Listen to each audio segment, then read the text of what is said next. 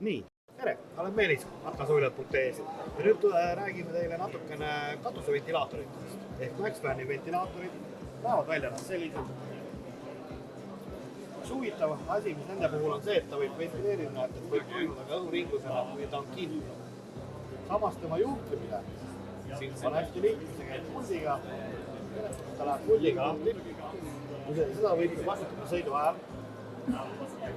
Sõidu ajal tema on täpselt ehitus niimoodi, et ta ei juhtu mitte midagi sulle ainult ja luupi, ta võib hoida lahti sõidu ajal. Samamoodi, kui ta on vihmaga lahti, tagant ei pritsi vihti vett sisse. Funktsioonidena on tal ka veel olemas selline autofunktsioon, kus sa paned temperatuuri, mida pead ta hoidma.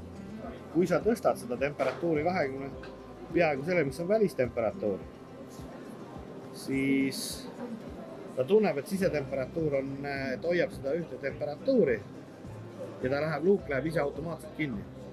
Et ta ei külmutaks seda masinat nii palju maha, kui näiteks ööseks panna. Nii nagu näha, ta läheb ise kinni, ta saavutas oma temperatuuri 30 kraadi sees. Ja kui nüüd võtta temperatuur natukene maha, et ta peaks hoidma sellist temperatuuri, siis ta tunneb, et ta on väljastama jälle jahedat õhku sisse, et ta läheb ise automaatselt lahti ja teeb selle toimetuse ära.